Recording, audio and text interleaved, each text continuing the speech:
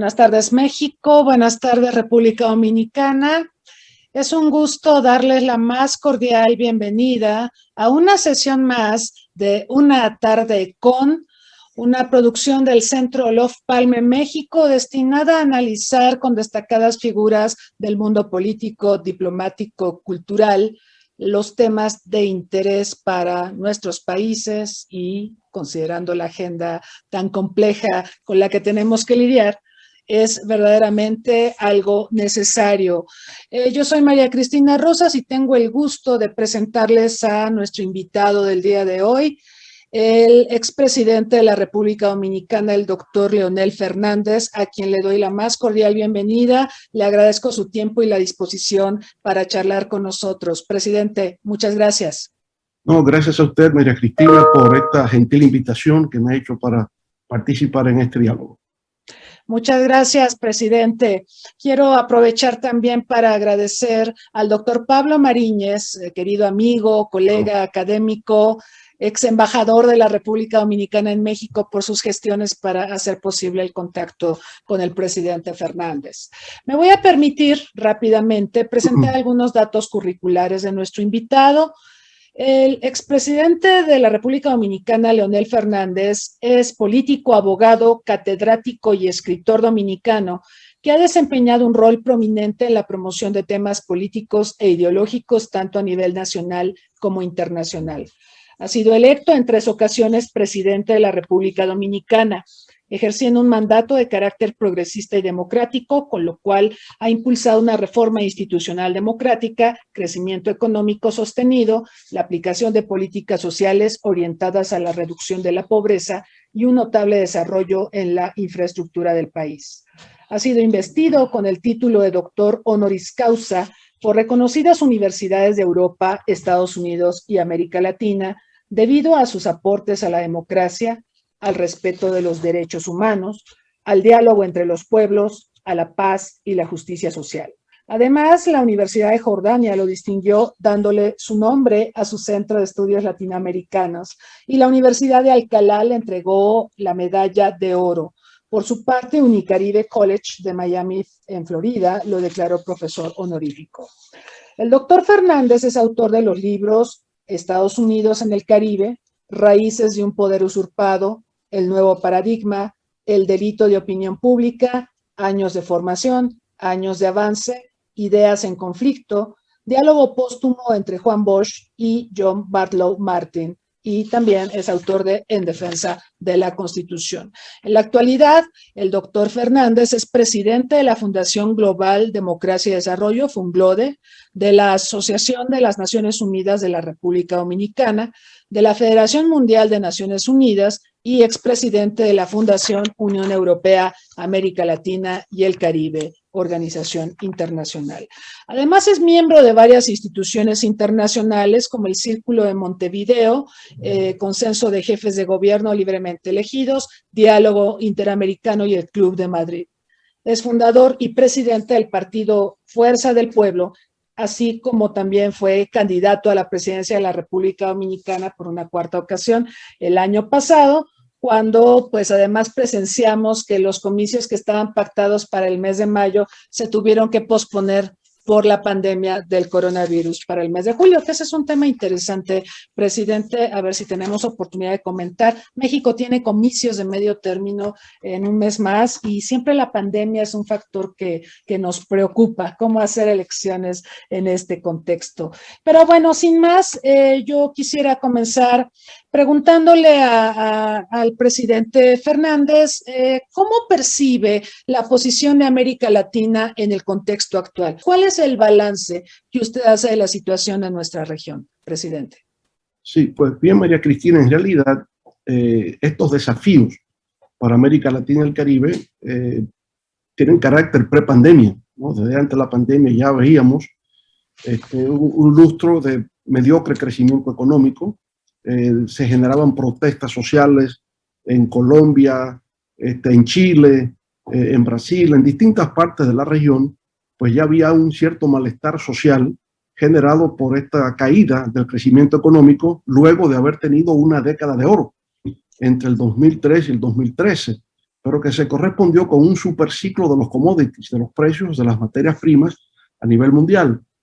Cuando vino la crisis financiera global del año 2008-2009, pero que se extendió durante una década, los precios de las materias primas empezaron a bajar y eso, por supuesto, empezó a tener inmediatamente impacto social, impacto económico y, por supuesto, desde el punto de vista político-electoral, porque la mayoría de los gobiernos que estaban entonces, de los partidos que estaban en el poder, pues perdieron las elecciones en el próximo ciclo electoral.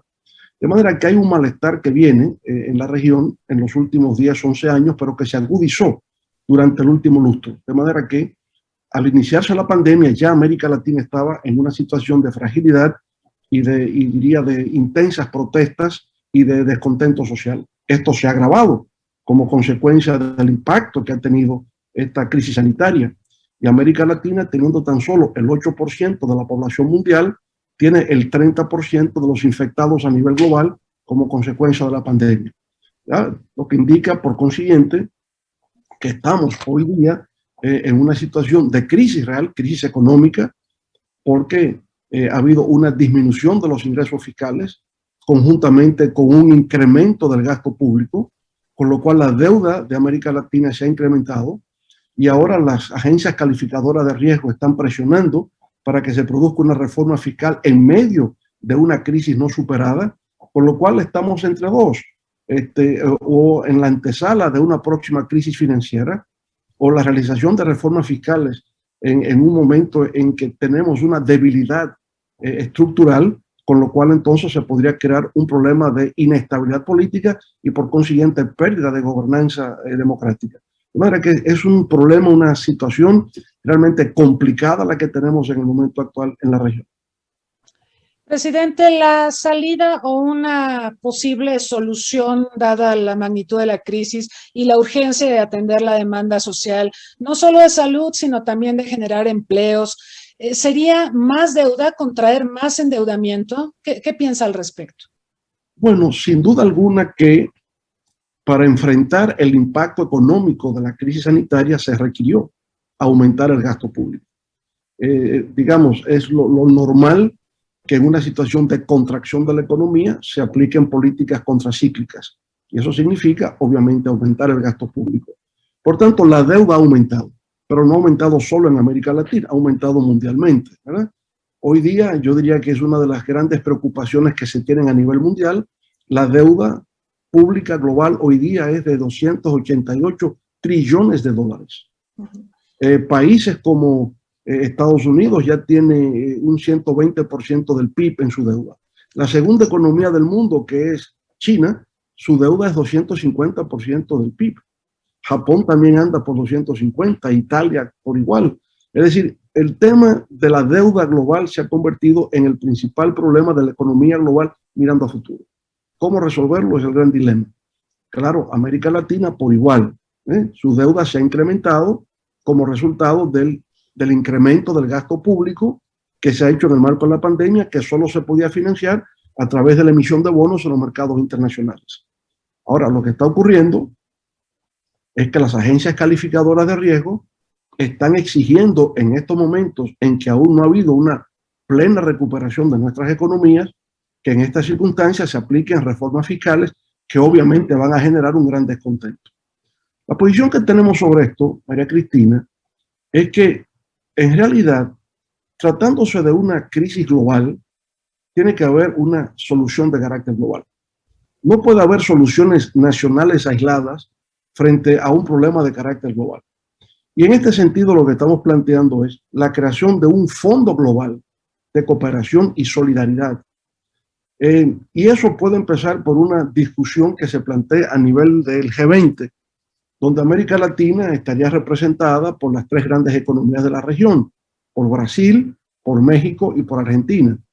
Y el planteamiento sería justamente que por lo menos nuestra región, de acuerdo con cálculos de economistas, requeriría una inyección de capitales equivalente más o menos a 3 trillones de dólares. Esos recursos irían fundamentalmente a los organismos multilaterales y a los bancos de desarrollo regional.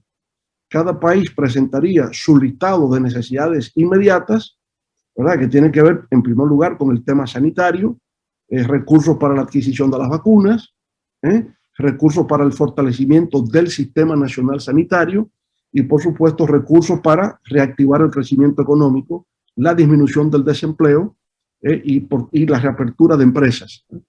Esos recursos se utilizarían para eso. Una vez que podamos lograr la reactivación de la economía, entonces puede plantearse una solución a la deuda. Eso tendría que a su vez verse en el marco de países de renta media, que es la mayoría de los países de América Latina, se han tratado con el mismo sentido de los países pobres altamente endeudados, por la circunstancia específica del impacto de la pandemia. Eso implicaría reprogramación de la deuda. Eso podría implicar reconsideración de moratoria y pago de intereses. Es decir, crear una flexibilidad para que los países estén en condiciones de enfrentar esta situación. Si no se hace así y se exige a los países en los momentos actuales realizar reformas fiscales, uno puede prácticamente pronosticar que América Latina va a arder en llamas. Habrá una situación de protestas, una situación de ingobernabilidad. Para evitar eso es simple y llanamente que la razón se imponga, el sentido común se pueda imponer y por consiguiente el costo será menor que una situación de desestabilización política total. Por tanto, la idea sería, las reformas fiscales tendrán que hacerse. No estamos negando que no se hagan reformas fiscales, pero en contextos y circunstancias distintas a las que tenemos actualmente. En la actualidad no es posible. Es como decir que los pobres paguen el impacto de la deuda en el momento actual. Que los desempleados sean los que tengan que pagar esto. Bueno, es decir, los que han aumentado el ejército de pobreza y de extrema pobreza sean los que tengan que pagar un impuesto al valor agregado al consumo. Eso no es posible. Eso sería, yo diría, un acto de irresponsabilidad total de la comunidad internacional. De manera que esa es la situación, el contexto en el que vemos la situación actual de la región. Sí, presidente, me quedé pensando mientras lo escuchaba respecto a los paquetes de rescate millonarios que han gestionado los países de la Unión Europea y el propio presidente Biden, precisamente porque la situación así lo amerita. Y bueno, en el tema fiscal, ciertamente en América Latina tenemos un problema de recaudación fiscal muy severo, que ha sido evidenciado obviamente también en la pandemia, ¿no? A la gente le decíamos, quédate en casa. Pues lo cierto es que la informalidad de nuestras economías es la norma y mucha gente verdaderamente no podía quedarse en casa y tenía que salir a ganarse el pan, como se dice vulgarmente. Sin embargo, coincido con usted en que no es el momento de plantear una reforma tributaria porque efectivamente esto debilitaría la ya de por sí lastimada economía de cada uno de nuestros países.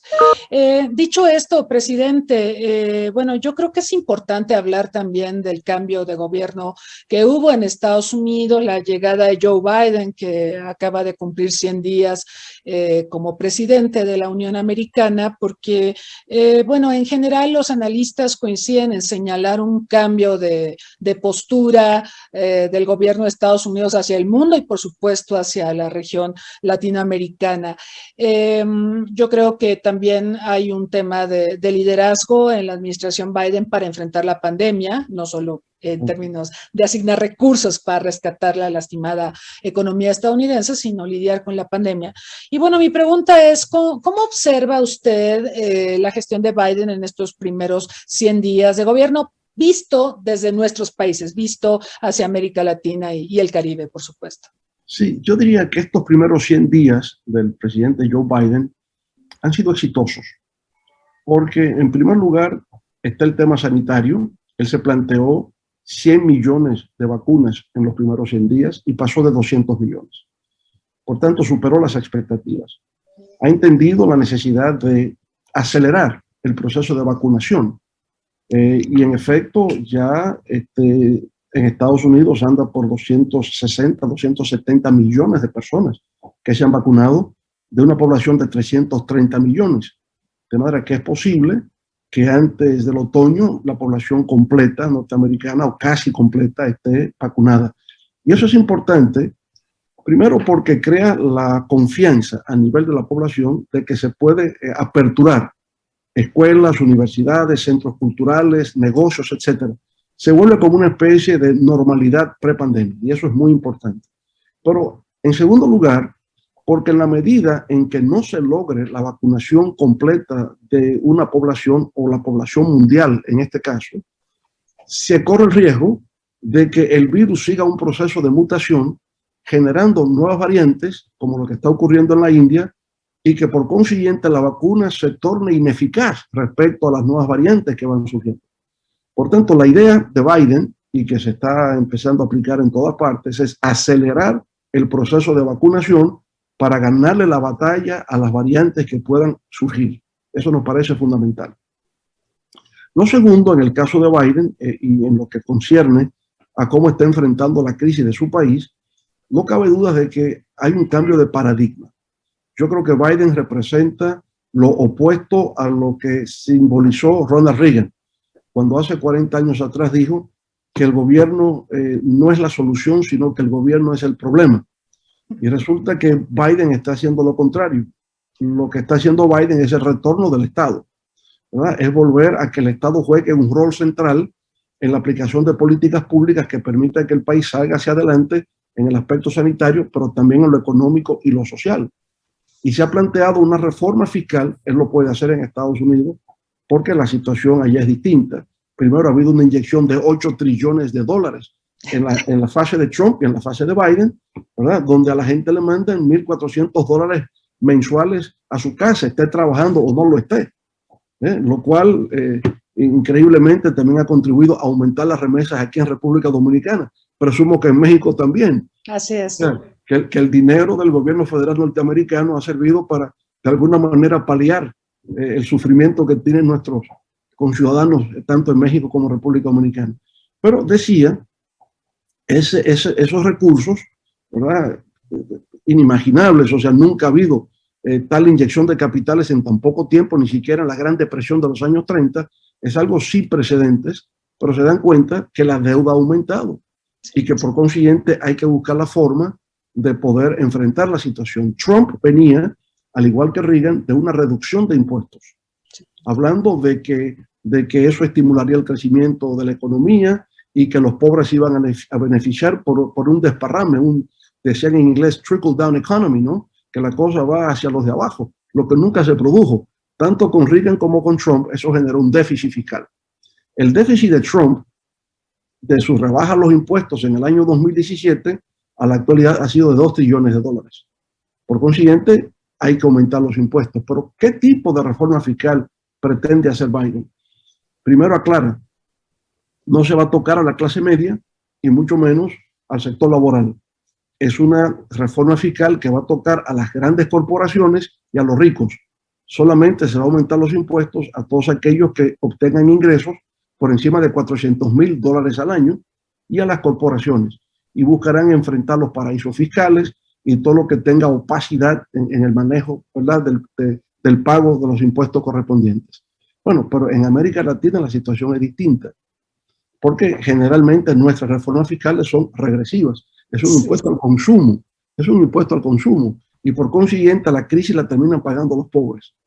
Por tanto, hay una gran diferencia. Pero Biden diría que deja atrás el modelo Reagan y el modelo Trump de fiscalidad, y de alguna manera lo que está diciendo es que se está superando el modelo neoliberal en Estados Unidos y que se vuelve a una especie de nuevo Franklin Delano Roosevelt, a una especie de nuevo New Deal, ¿verdad? O si se quiere, política keynesiana de activa participación estatal, y eso yo creo que es positivo, rescatar el papel del Estado, sobre todo en tiempos de crisis. De manera que diría que Biden hasta ahora va avanzando en una dirección correcta. Con respecto a América Latina, lo primero ha sido la suspensión de la construcción del muro, y yo creo que eso también es muy positivo, porque la solución al problema migratorio no está en la construcción de un muro. Ya el Chapo Guzmán enseñó cómo se construyen túneles y cómo las cosas se pueden hacer por ahí, ¿verdad? Bueno, y que tampoco los muros impiden que los virus crucen por encima de los muros para que se haga un tema global. Lo mismo ocurrirá con el calentamiento global y con los temas medioambientales. No son muros lo que hoy día se construyen en la humanidad, son puentes que permiten soluciones conjuntas a los problemas que nos afectan a todos. Entonces, la suspensión de la construcción del muro yo creo que es la primera política interesante, importante, que hace Biden con respecto a América Latina. Lo segundo es la migración. Hay una mayor flexibilidad con respecto al tema migratorio, yo diría más humano. Hay una humanización del tema migratorio que no estaba en la época de Trump y que por consiguiente representará un desafío interno para Biden, en razón de que hay núcleos, sobre todo en esa parte del sur de los Estados Unidos, entre Texas, New Mexico, ¿verdad? Nuevo México, para decirlo mejor, Arizona, donde hay una reacción muy adversa a la presencia hispana, la presencia nuestra, ¿verdad? En esa parte de los Estados Unidos. Eso es claro. Ya luego, el tema de lo que está ocurriendo, lo que llaman el Triángulo del Norte, entre El Salvador, Guatemala, ¿verdad? Esa gente que migra hacia, y Honduras, que migra hacia México y de México quieren ir a Estados Unidos, ese es un grave problema. El tráfico de drogas, en fin, son los problemas básicos con los que se encuentra Biden hacia América Latina, y dos temas que son esenciales, que es el caso de Cuba y de Venezuela, por supuesto, ¿no? Sí, presidente. Me quedé pensando en lo que comentó usted, porque hace algunas semanas también tuvimos oportunidad de tener en este espacio al expresidente de Uruguay, Julio María Sanguinetti, y él decía que en épocas de crisis solemos mirar al Estado, ¿no? Y es cuando pedimos más Estado. Y justamente esto lo estamos observando en Estados Unidos. Yo no sé hasta dónde, y esa sería una reflexión que le pediría, ¿hasta dónde cree que esto inspire a América Latina a seguir en esa dirección? Porque pues obviamente estamos lidiando con gobiernos de orientaciones políticas muy diversas y no todos están convencidos, me parece, de que se requiere más Estado o se requiere una mayor gestión del Estado para resolver la crisis. Personalmente yo creo que sí. Yo creo que el Estado se ausentó mucho a partir de los modelos económicos que hemos desarrollado al paso del tiempo, y creo que ahora esa ausencia del Estado nos está costando social, política y económicamente. Pero ¿usted cree que nos inspire estas medidas que está tomando el presidente Biden a nivel de gobiernos de América Latina y del Caribe? Yo diría ahí, María Cristina, que América Latina siempre tuvo una tradición estatista.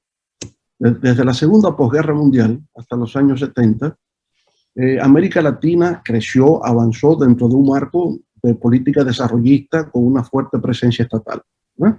Bueno, fue una época, la época, digamos, de industrialización vía sustitución de importaciones, pero nos permitió avanzar.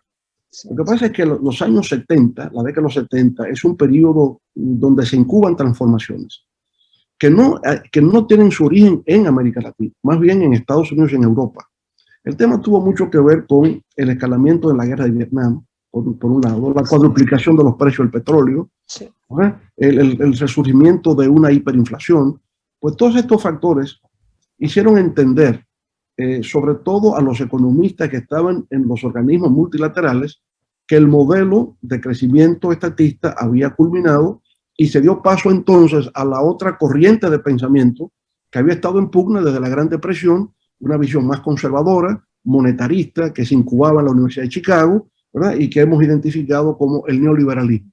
Digamos que el motor fundamental para el crecimiento ya no es el Estado, sino el mercado.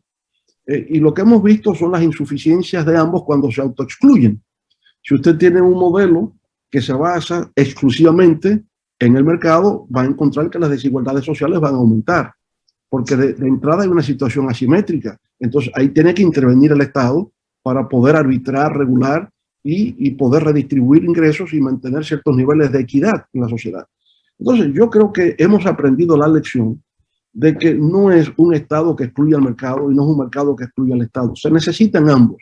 Claro. El mercado es el mejor mecanismo de asignación de recursos en una economía de libre competencia. Punto. El Estado es para regular, para arbitrar y para garantizar equidad en la distribución de los recursos. Cuando combina ambos, entonces los países suelen avanzar. El Estado necesita mantener un diálogo permanente con el sector productivo nacional, crear un clima de negocios adecuado para la inversión, para que haya confianza, ¿verdad? Combinación de inversión privada, inversión pública, inversión extranjera, acelera sin duda alguna el crecimiento y el desarrollo. Eso digamos, es la experiencia que hemos tenido en la región y mundialmente. Ahora, a veces no son los gobiernos los que toman la decisión de si se inclinan por una filosofía de mercado o por un tema de Estado, se lo imponen. Hay una imposición. A veces un gobierno necesita recursos del Banco Mundial, pero viene el representante del Fondo Monetario y dice, si usted no adopta estas medidas, tales y cuales, esos recursos no llegan. De manera que hay una imposición y los gobiernos son conducidos, o fueron conducidos fundamentalmente desde la década de los 90 en adelante, a la adopción de políticas de carácter o de corte neoliberal. Ahora, con esta pandemia, sobre todo también con lo que había acontecido con la crisis financiera global del 2008-2009, empieza a haber un giro y una mayor comprensión de que esos dos elementos de la ecuación no se autoexcluyen mutuamente, sino que se necesitan para poder hacer que los pueblos avancen, progresen y generen bienestar social para sus ciudadanos. Sí, presidente. Yo quiero aprovechar también para invitar a quienes nos están acompañando aquí en la sala de Zoom y quienes nos acompañan en Facebook Live a que expresen sus comentarios, preguntas para nuestro invitado. Y presidente, ahora que hablaba de este tema, me quedé pensando en una iniciativa que está apoyando el presidente Biden a propósito de exclusión y de vacunas. Habrá visto que tenemos el acuerdo TRIPS en la Organización Mundial del Comercio y el tema de las licencias obligatorias para poder hacer las patentes, hacer uso de las patentes y de esta manera poder producir vacunas que se requieren desesperadamente en India y por supuesto en todo el mundo y en nuestra región, por supuesto. Esto ha generado polémica. Los dichos de Biden de que él está a favor de apoyar estas licencias obligatorias y el que se usen las fórmulas de las vacunas existentes ha generado conflictos con las farmacéuticas, ¿no? Que alegan que ellas invirtieron para desarrollar las vacunas y que liberar patentes puede incluso comprometer la seguridad de estas vacunas y generar diversos problemas. Pero lo cierto, presidente, hemos visto que las farmacéuticas han incrementado sus utilidades y sus beneficios económicos durante la pandemia. ¿Qué opinión le merece el tema de las licencias obligatorias? ¿Usted considera que es importante tenerlas liberadas, digamos, para esta contingencia tan terrible que estamos enfrentando?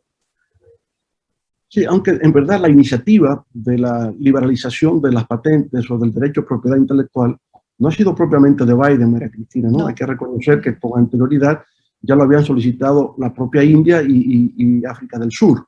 Sí. Entonces, el hecho de que el gobierno norteamericano se haya sumado nos parece magnífico.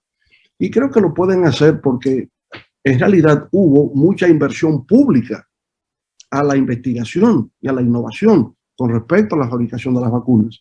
No se trata de una inversión solo de las empresas farmacéuticas. Los gobiernos en realidad contribuyeron al financiamiento de las investigaciones que han dado lugar a este hecho prodigioso de una vacuna en tan solo un año, ¿verdad? Porque las vacunas siempre dilataban entre 10 y 15 años para poderlas tener. Así es. Entonces, yo no creo que las empresas, ante una situación que afecta a la humanidad, que crea una crisis existencial, la prioridad es el dinero por encima de la existencia humana. Yo pienso que aquí hay un dilema ético muy claro. Claro. Yo creo que en realidad lo que se plantea es una suspensión temporal.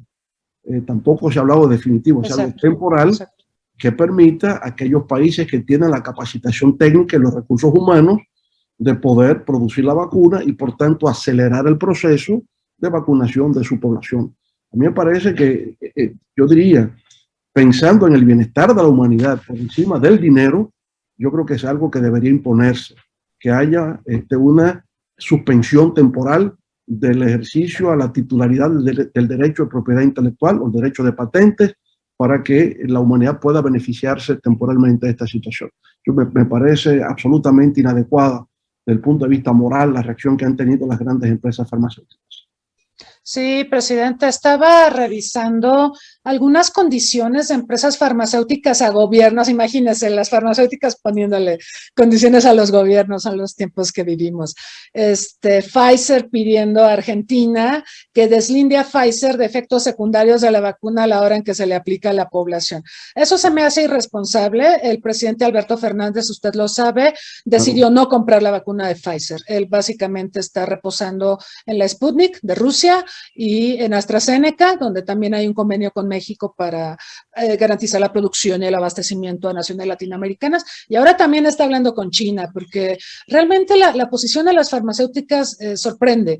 Efectivamente, mucho de la investigación contra el COVID se ha hecho en universidades públicas o Claro, con dinero del gobierno, ¿no? así Entonces es. es lamentable esta situación. Pero le habla también del empoderamiento de las farmacéuticas en tiempos donde esperaríamos un poco más de solidaridad, Claro, presidente. claro, no existe, es una especie de capitalismo salvaje, ¿sabes? Sí, Donde lo que se trata es de acumular y acumular, no importa que sea en detrimento de la humanidad.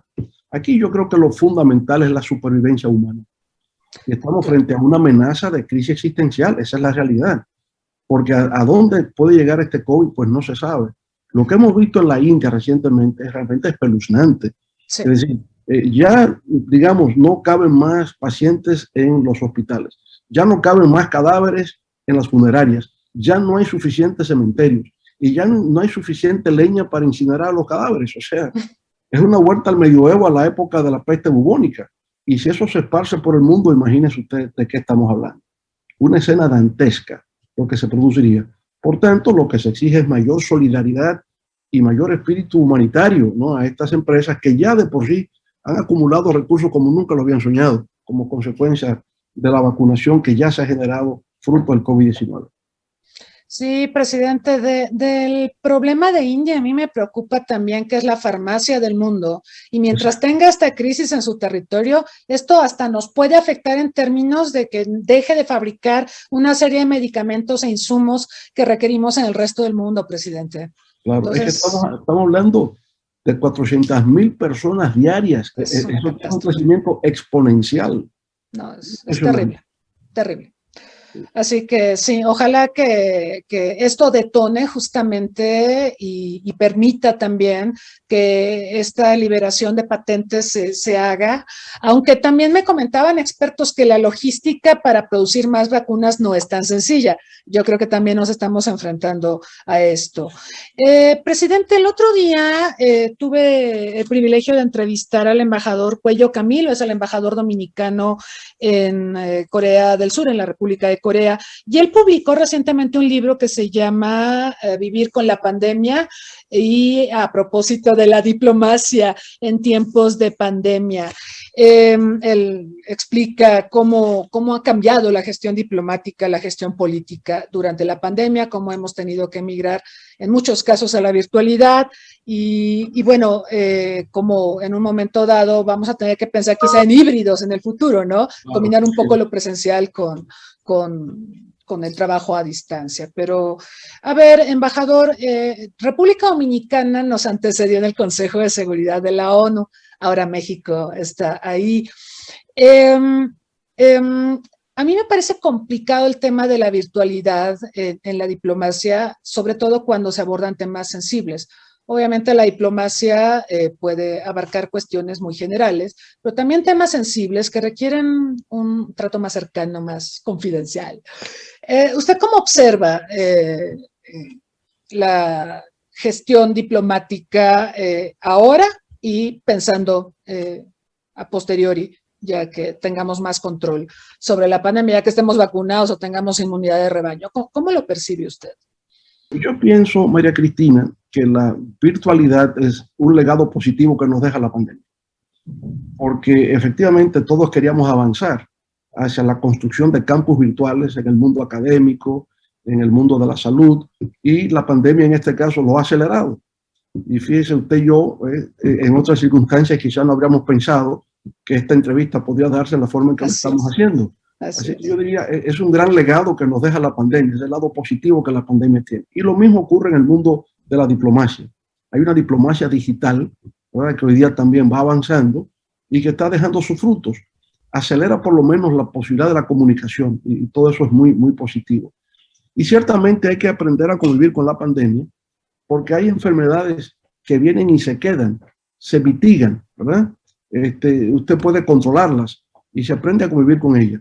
Eso me parece mucho al final de la novela de La Peste de Albert Camus, ¿verdad? Sí. Cuando dice que el bacilo de la peste nunca desaparece, Uh-huh. se oculta, ¿eh? Se oculta detrás de los muebles, detrás de digamos, de aspectos de la casa, pero reaparece de vez en cuando. Y el COVID-19 no será la última pandemia que tendremos en el planeta. Ya vendrán otras, pero nos deja lecciones. Y esas lecciones permiten un poco poder prevenir o poder controlar la aparición de la próxima pandemia. De manera que se aprende a vivir, a convivir con la gripe, se aprende a convivir con muchas de las enfermedades que pululan, porque ya se tiene también un protocolo sanitario de prevención y de tratamiento. No lo teníamos con el COVID cuando empezó. No se sabía cómo se podía tratar. Y por tanto tuvimos muchos fallecimientos que con la experiencia que hoy ya se tiene, con el conocimiento que se ha adquirido, pudieron haberse evitado. Hemos tenido que aprender muy rápido, presidente, de esta pandemia. Y efectivamente habrá más. Entonces, hay que aprender lecciones lo más rápido posible. Así es. Presidente, nos preguntan, le formulan una pregunta respecto a las relaciones diplomáticas entre la República Popular China y la República Dominicana, dado que, bueno, se establecieron hace 3 años, y la pregunta es cómo se han venido desarrollando y si puede esto contribuir a que la República Dominicana pueda tener acceso a las vacunas de China contra el COVID. Sí, pues efectivamente, desde hace 3 años tenemos relaciones diplomáticas formales con China, porque antes de eso teníamos una oficina de representación comercial en Beijing. Y naturalmente la República Dominicana estaba buscando la manera de establecer relaciones diplomáticas formales desde mucho antes. Lo que ocurre es que un gobierno en Taiwán, anterior al actual, estaba, digamos, en negociaciones con la República Popular China, y mientras eso duraba, pues China congelaba el establecimiento de nuevas relaciones de países que tenían vínculos diplomáticos con Taiwán. Pero cuando ese diálogo China-Taiwán se suspende o se deja sin efecto, entonces hay una nueva apertura para otros países poder sostener relaciones diplomáticas con la República Popular China. A nosotros nos parece muy importante, ya la República Popular China es la segunda potencia mundial, ¿eh? en muchos ámbitos, pero al mismo tiempo República Dominicana no hubiera podido acceder a estar en el Consejo de Seguridad de Naciones Unidas si no hubiese tenido relaciones con China, porque los votos asiáticos y los votos africanos no han sido posibles. Entonces ya hoy día se necesita mantener este vínculo hasta para tener presencia, ¿no?, en el sistema internacional. Lo mismo, si no hubiésemos tenido relaciones con China, lo más probable es que la vacuna Sinovac, que es la que se está aplicando en República Dominicana, tampoco habríamos tenido acceso a ella. Por consiguiente, diría que es algo hoy día inevitable usted tener un vínculo diplomático con el país, el segundo país más poderoso del planeta. Yo pienso que sería una insensatez no tenerla. Así que la relación va bien, se ha aumentado el comercio, hay proyectos de inversión, y yo pienso que ha sido una decisión correcta que el país ya tenga relaciones diplomáticas formales con la República Popular China. Muy bien, presidente. Aquí me mandaron una pregunta que no me olvidé del planteamiento de cómo hacer elecciones en épocas de COVID-19. A propósito de lo que comentamos en el inicio de la entrevista, presidente, que el año pasado ustedes tenían programado que en mayo fueran los comicios, los recorrieron a julio, a principios de julio, para pues me imagino poderse preparar de mejor manera para la pandemia. Pero la pregunta es, ¿qué dificultades vio usted? ¿Cuáles fueron los principales problemas a los que se enfrentaron ustedes durante el desarrollo de los comicios y qué recomendaciones haría para hacer comicios en tiempos de pandemia, a partir de esa experiencia? Para nosotros realizar elecciones en el año 2020, fuese en mayo o fuese en julio, era el peor momento. Sí. Porque, bueno, todavía estaba la incertidumbre, qué significa todo esto, aglomeraciones de multitudes haciendo la fila para ir a votar.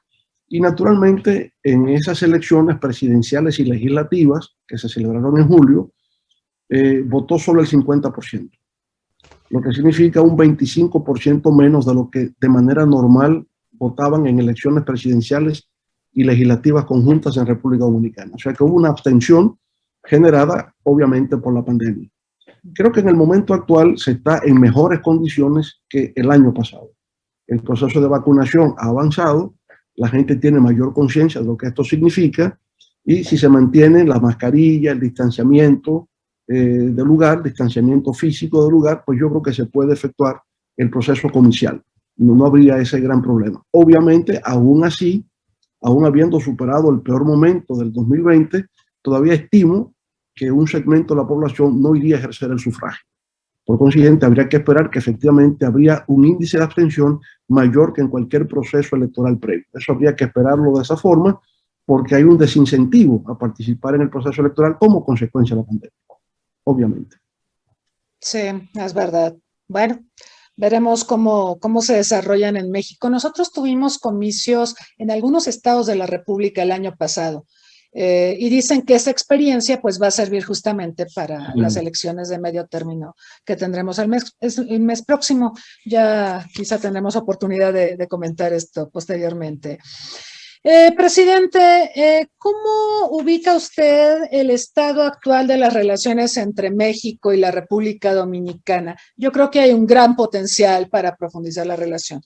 Pero, bueno, y claro, hay un montón de coincidencias históricas y bueno, yo creo que en el planeamiento, por ejemplo, comercial, económico, también hay muchas afinidades. ¿Cómo ve usted la relación bilateral en estos momentos? Bueno, las relaciones entre México y la República Dominicana han sido históricamente de una gran amistad, relaciones cordiales, de muchos intercambios en todos los aspectos, ¿no? La presencia mexicana en el país pues se siente. Aquí tenemos a Claro, que es parte del grupo de telecomunicaciones de Carlos Slim y que presta un gran servicio en la República Dominicana. Tenemos a Pemex, ¿verdad? Aquí en República Dominicana, o sea, Cemex, más bien, que es la cementera mexicana que está aquí. Tenemos intercambios culturales con universidades mexicanas.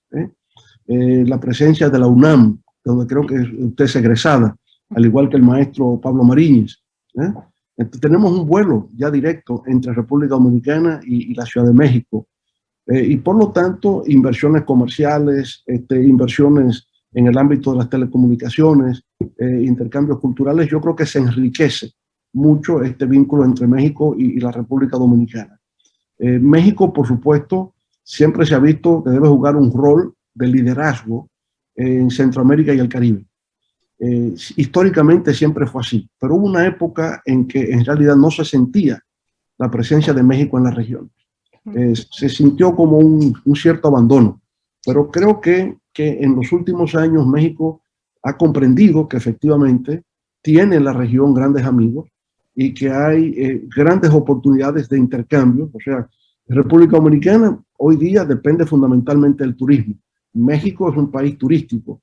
Hay muchas experiencias que intercambiar, por ejemplo, ¿verdad? Entonces, bueno, el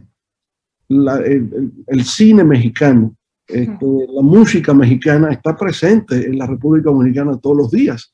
Luego es muy natural que se fortalezca el vínculo, la cercanía que tenemos, o sea, estamos a 2 horas y media de distancia entre ambos países, hay una cercanía, hay una afinidad, hay una simpatía mutua, practicamos el béisbol, todo esto pues obviamente que establece una relación de afectividad quizás muy singular y muy único entre nuestros pueblos. Sí, presidente, es verdad. Nos llegó una pregunta donde plantean que si pudiera comentar respecto a la situación del CAFTA-DR, o sea, de este tratado comercial que tiene Estados Unidos con Centroamérica y la República Dominicana, a la luz de que durante la administración Trump se decidió por parte de este presidente renegociar el Tratado de Libre Comercio de América del Norte y crear el famoso TEMEC. La pregunta va en el sentido de si el CAFTA-DR se renegociaría en los términos del TEMEC. Sí, bueno, hasta ahora no se ha planteado una renegociación de ese tratado, no se ha dicho. Desde República Dominicana habría, por ejemplo, el interés de que algunos productos agrícolas pudiera extenderse el periodo en el cual, digamos, pudieran todavía protegerse en el sentido de no dar apertura a la importación de productos norteamericanos que son subsidiados en su producción y subsidiados en la exportación. y por tanto habría una situación de competencia muy desigual con respecto a lo que se produce en República Dominicana. Le doy un solo ejemplo, el arroz. ¿Eh? Bueno, el arroz que se produce en Estados Unidos, sobre todo en Arkansas, es un arroz subsidiado en su producción. Si eso entra al mercado dominicano para la fecha prevista, que creo que es el 2023 o 2024, pues obviamente afectaría enormemente a ese sector productivo de la República Dominicana. La posibilidad de renegociar eso en el sentido de eliminar los subsidios o dar mayor posibilidad a la República Dominicana de seguir desarrollando su producción arrocera, pues nos ayudaría mucho, ¿verdad? Yo pienso que para Estados Unidos el mantenimiento de este acuerdo también tiene sus ventajas. En la medida en que nosotros podamos acceder al mercado norteamericano en condiciones arancelarias preferenciales, sí, permite generación de empleos en la República Dominicana con inversión norteamericana o inversión de cualquier otro país con bienes y servicios que entren al mercado norteamericano. En caso de que esas empresas tengan que cerrar por el hecho de que ese acuerdo no tenga viabilidad futura, generaría una presión migratoria hacia los Estados Unidos, inevitablemente, de manera que es algo que es de mutuo beneficio. Si usted genera empleo, genera una dinámica económica en el país donde funcionan esas zonas francas industriales, pues eso va, digamos, en beneficio de todos. No hay presión migratoria hacia el norte, hacia Estados Unidos, nos quedamos aquí e incluso nos da una visa a la gente que va y vuelve, no tiene por qué quedarse porque tiene su empleo en República Dominicana. Y lo mismo ocurre con México, ¿verdad? Ningún mexicano quiere quedarse en Estados Unidos si tiene seguridad en su propio país. Iría a Estados Unidos de visita, de placer, para conocer, para comprar, inclusive, pero no para quedarse, no tiene motivos para hacerlo. De manera que estos son acuerdos que van en beneficio de todos y que no solamente tienen una dimensión estrictamente comercial, aunque lo comercial nos afecta cuando hay una situación de desigualdad o asimetría con respecto a productos que figuran en la lista de intercambios comerciales. Sí, presidente. Como usted sabe, el TEMEC, y ahorita me quedé pensando cuando comentó lo de la migración, y lo que acaba de decir, que los tratados comerciales cada vez incluyen temas no comerciales, ¿no? Por ejemplo, lo laboral, lo ambiental, democracia, derechos humanos, en fin, corrupción. Por ejemplo, el TEMEC tiene una serie de disposiciones para combatir la corrupción. Se están volviendo muy complejos. Entonces, igual a muchas personas les parece que este tratado, el TEMEC, podría servir como modelo para futuras negociaciones o para renegociar tratados que Estados Unidos ya tiene suscritos con diversas naciones, ¿no? Y ahí nosotros en República Dominicana podríamos aprender mucho de México, de cómo se llevaron a cabo esas negociaciones, ¿verdad? Porque también cuando el presidente Trump las planteó, México no estaba preparado para eso, ni tampoco el Canadá. Incluso en aquel momento lucía como una política proteccionista, ¿no? De vuelta de las empresas hacia los Estados Unidos, las empresas norteamericanas que volvieran a Estados Unidos. Lo que hoy día también, María Cristina, uno se da cuenta que ya eso no es posible, ¿no? Claro. Hay unas cadenas globales de valor, hay un sistema de fragmentación de la producción a nivel global que ya no es posible volver a un solo país. Claro. Ya son cosas que llegaron para quedarse. Entonces el sistema de producción global, mediante los sistemas de cadenas globales, ya eso es imposible revertirlas. Y por otra parte, no se hace nada intentando hacerlo cuando estamos en víspera de un proceso de automatización laboral. Al fin y al cabo, usted no va a ganar masa de empleados cuando ya estamos entrando en una fase de robotización de la producción, que será el otro gran desafío que vamos a tener nosotros, ¿verdad? Porque cuando venga ese proceso de robotización, entonces, ¿cuál será el valor de las empresas de zonas francas en términos de generación de empleos? Pero eso es un poco más hacia adelante, cuando tendremos ese desafío al cual habrá que buscar una respuesta adecuada. Sí, presidente. Bueno, también el envejecimiento demográfico, ese es otro desafío que vamos a enfrentar tarde o temprano en nuestros países. Está más pronunciado, obviamente, en algunos, como los europeos, Japón, pero nosotros vamos a llegar ahí también. Y ahora China por igual, China. Y China, claro. Sí, porque con su política de un solo miembro, un solo niño, ¿verdad? Sí. En la familia, ahora ya empieza a verse cómo se revierte la curva del crecimiento demográfico, ahora es en descenso. Entonces, pero también nosotros, por ejemplo, República Dominicana, que es un país de una población muy joven, hacia la década de los 40 de este siglo, ese bono empieza a perderse y por consiguiente la población empezará a envejecer también. Ese bono demográfico, ¿no?, en favor de la juventud empezará a perderse a partir de los años 40. De manera que esta es la etapa aún floreciente del crecimiento demográfico de República Dominicana, pero igual, ese bono se empieza a perder en unos 20 y tantos años.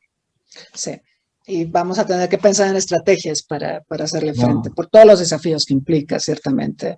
Presidenta, le preguntan ¿cómo reacciona República Dominicana ante la migración constante de haitianos que buscan sobrevivir fuera de su país, en donde la situación económica es muy difícil y quizá donde enfrenta una de las crisis más profundas a nivel del continente americano?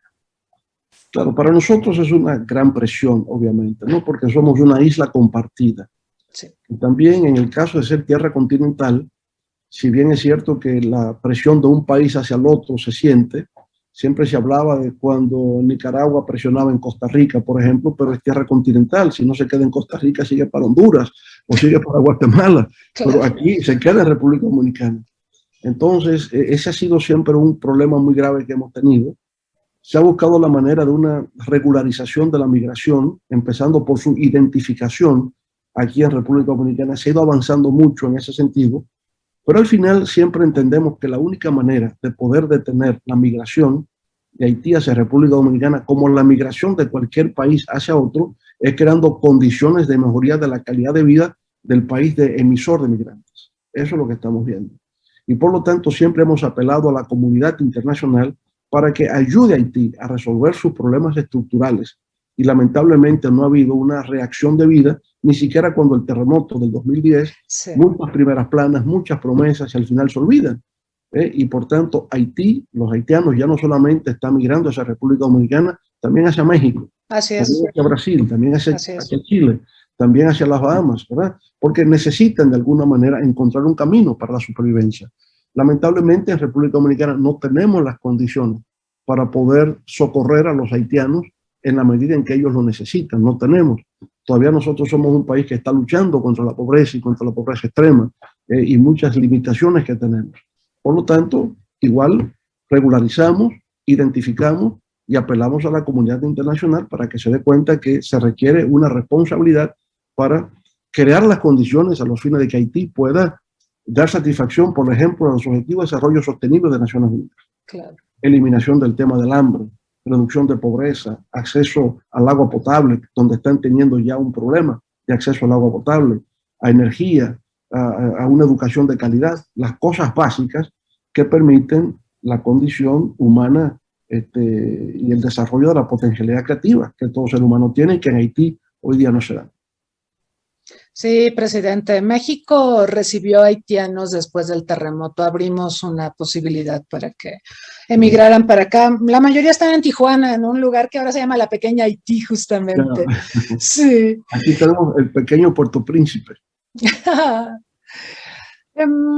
Presidente, nos preguntan ¿cuál es el poder suave de República Dominicana? Ya ve que está muy en boga esto de Joseph Nye y los recursos de poder suave que disponen los países. Por ejemplo, dicen que México tiene su cocina, su música, su cultura como poder suave, pero acá nos preguntan a propósito de la República Dominicana.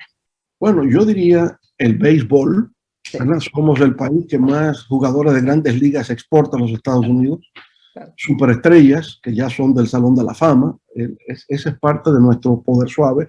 El turismo dominicano es parte de la atracción, ¿verdad?, que tiene el país. La música, el merengue ha sido reconocido por la UNESCO como Patrimonio Cultural de la Humanidad.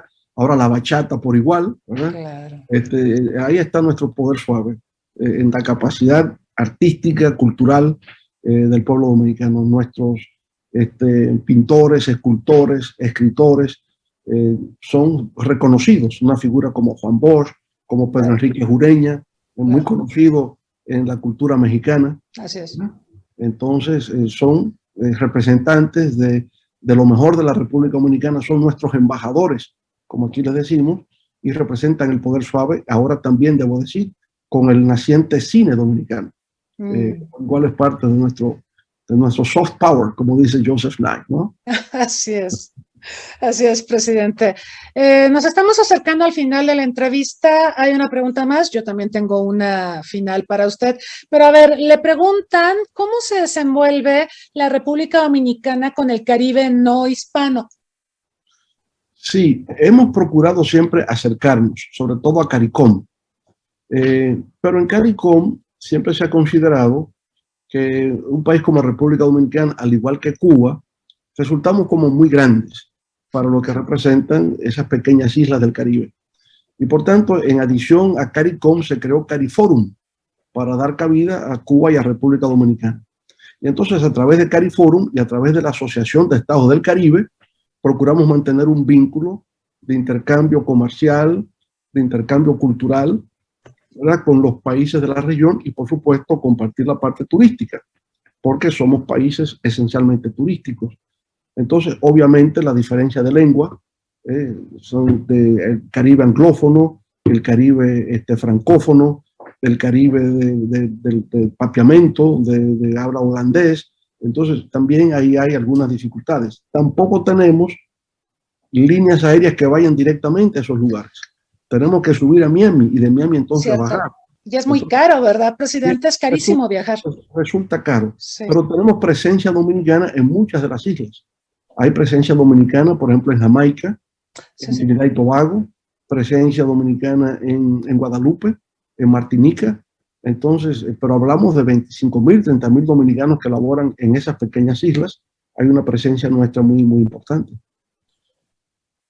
Muy bien, presidente.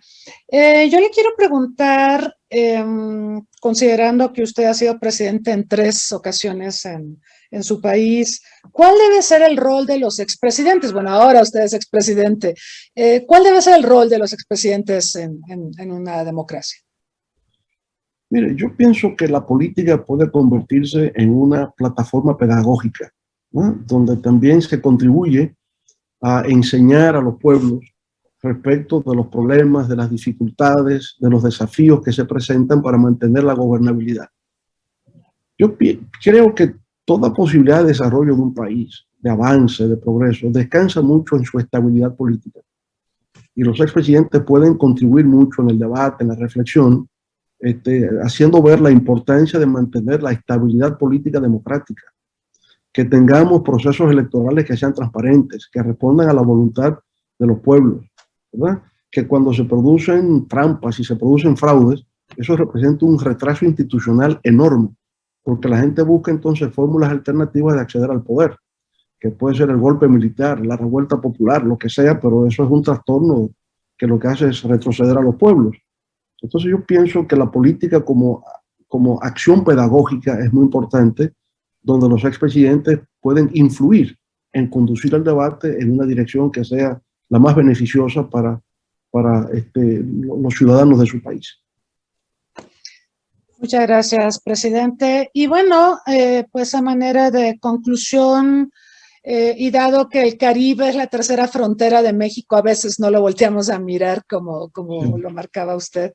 Yo creo que todavía podemos hacer mucho más para profundizar las relaciones con la República Dominicana y con el Caribe en general. ¿Qué le diría usted, por ejemplo, a los jóvenes mexicanos que están estudiando relaciones internacionales? Aquí hay muchos de ellos, muchos de quienes nos están viendo ahora son jóvenes estudiosos de las relaciones internacionales y muchos de ellos también miran mucho al norte, como hacemos los mexicanos, ¿verdad? Miramos más al norte que a otras partes del mundo. ¿Qué les diría usted respecto a la importancia de conocer más sobre el Caribe, de relacionarnos más, de tener un conocimiento más profundo sobre la región? Sí, yo le diría a esos jóvenes que perfectamente pueden seguir mirando hacia el norte, pero que en el norte les harán más caso si sienten que del sur somos más fuertes. Eso sí. Y por consiguiente somos más fuertes si apelamos a la integración latinoamericana y caribeña. Y por lo tanto tenemos que aprender de nosotros mismos. Aquí en República Dominicana, y yo particularmente siento un gran orgullo por lo que representa la historia mexicana. Aquí la Revolución Mexicana, hablar de Pancho Villa, hablar de Emiliano Zapata, ¿verdad?, hablar del general Lázaro Cárdenas, eso es parte de nosotros, eso es parte de nuestra identidad. nos sentimos muy orgullosos de compartir una historia común de luchas, de sacrificios, pero de búsqueda del bien común. De manera que estudiar el Caribe es muy importante para cualquier joven mexicano que esté interesado en las relaciones internacionales, porque cuando vaya a interactuar con sus colegas del norte, es por eso que le van a preguntar. Le van a preguntar por lo que pasa en la región, qué es lo que está ocurriendo en México y sus vecinos en Centroamérica y en el Caribe. Por tanto, conocer de nosotros, aprender de nuestra historia común, de nuestro espacio geográfico, histórico, cultural común, es sumamente fundamental para ejercer una función diplomática o un análisis de relaciones internacionales que vaya en beneficio de nuestros pueblos, ¿verdad? Porque hay una frase que no siempre me ha convencido de un autor norteamericano, apellido Meyer, un libro sobre la diplomacia, y decía, un diplomático es alguien que es enseñado a mentir en favor de los intereses de su país. Entonces, pero bueno, de eso no es que se trata, decir la verdad, ¿verdad? En favor de los intereses de su país, pero tiene que conocer los intereses de su país para poderlos representar adecuadamente. Y yo diría, no solo de su país, sino de la región a la que su país pertenece para hacer esa representación adecuada. Sí, presidente, me acordé del programa Erasmus que tienen en la Unión Europea y que fomenta mucho los viajes y los cursos de los estudiantes de un país en los demás. Y esto ayuda a forjar una identidad, una memoria colectiva y abona la integración. Yo creo que esa parte deberíamos explorarla más, ¿no cree, presidente? Sí, absolutamente. Bueno, aquí nosotros en nuestra fundación, que tiene el Instituto Global de Altos Estudios, pues procuramos mantener esa interacción continua. Y con México, por ejemplo, tenemos contactos con la UNAM, de igual forma con el CIDE, con el Colegio de México en algunos casos, pero también con otras universidades de la región. En Colombia, con la Universidad de Rosario, la Universidad Javeriana, y procuramos que los catedráticos, los ensayistas, los escritores latinoamericanos, pues pasen por aquí para generar este intercambio, porque es la manera de enriquecer una perspectiva latinoamericana de los problemas regionales y de los problemas del mundo. Tenemos que dialogar entre nosotros, conocer nuestra propia obra, compartirla entre nosotros y poderla promover y auspiciar en el ámbito internacional. Muy bien, presidente, pues espero que podamos seguir trabajando en esa dirección y profundicemos los vínculos. Y esta entrevista es parte de esta idea de profundizar los vínculos, de hablar de problemas comunes que nos interesan a nuestras sociedades. Muchas gracias, presidente Leonel Fernández, por esta exquisita entrevista que nos ha regalado. Le agradezco cumplidamente su presencia, su tiempo, y no sé si querría decir algunas palabras finales antes de despedirnos. Bueno, sobre todo testimoniar mi gratitud a usted por esta gentil invitación que me ha hecho y ofrecerme la oportunidad para intercambiar algunas ideas que espero sean de alguna utilidad para las personas que nos han seguido a través de su programa. Así que reitero las gracias y a su disposición para nuevos encuentros en el futuro. Muchísimas gracias, presidente Leonel Fernández. Gracias a quienes nos han acompañado aquí en Zoom y a quienes nos sintonizaron vía Facebook Live.